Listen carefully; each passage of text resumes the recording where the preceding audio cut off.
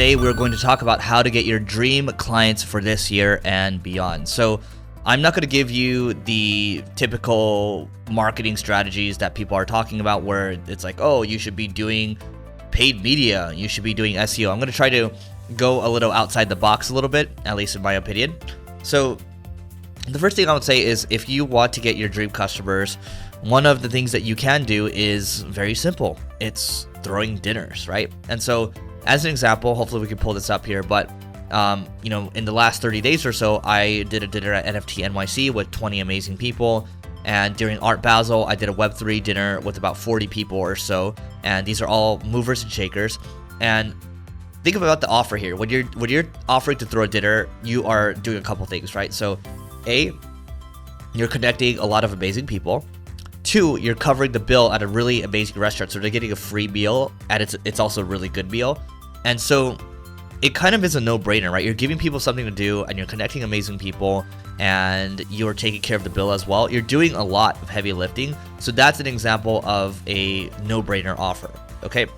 So you could throw a dinner, or if you want to take it up one level more, you can even throw events as well down the road, right? And I would recommend that maybe if you're starting out, maybe you throw a dinner that is maybe 4 or 5 people, right? And it doesn't need to be something super expensive, but then as you become more successful and you have more resources, then you can decide if you want to go kind of all out for a dinner, okay? So that's the first one. Second one, you just heard me mention Web3. So if you're watching the video right now, you can see that I'm wearing a JPEG Morgan hat. And this is related to NFTs. NFTs are part of Web3. And so, for example, for our agency, Single Grade, we're actually going to try to focus on being that premier Web3 agency, right? So focusing on that. Like, we have a lot of experience working with SaaS companies, e-commerce, right? That's kind of our bread and butter, travel as well. But for the future, we do want to focus on Web3, which is part of the reason why I'm even stepping back into the kind of the day-to-day to help assist with kind of this transition to Web3. And so niching down when people ask, hey, do you have experience in our industry? It actually helps in terms of converting the customer when you're able to do that, okay? And number 3, now if you're trying to get clients, let's say you're running a services business, what you can do is you could poach, right? And if you have more resources, you can poach from companies, your competitors that already have a Rolodex of clients already that would follow them around to the next company. And because they've done such a good job, they're willing to follow them. And so this is a non-obvious way to do it. You need more resources to do this, but it does work. We've seen it happen over and over. So that's another one. And then when I mentioned, this is kind of non-obvious because most people don't do it, but it's also do a great job, because what happens in a services type of scenario is if you do a really good job, they're going to tell other people. And we've had clients on the agency side that just keep following us around. We've had people follow us around from 3 to 5 different companies, and they just keep doing it because they think our team is reliable. Not they know our team is reliable, and they like the relationship, right? So, that's a non-obvious way to do it.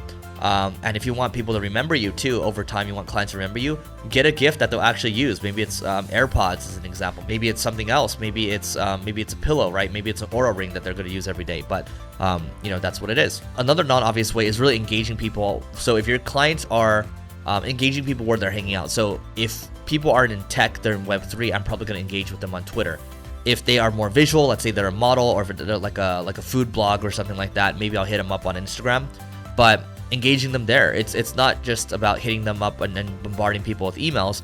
It's figuring out creative ways to engage with these people, whether it's a touch point on Instagram, then it's a touch point on LinkedIn, maybe then it's an email, maybe it's a phone call, but you're figuring out creative ways to engage with these people.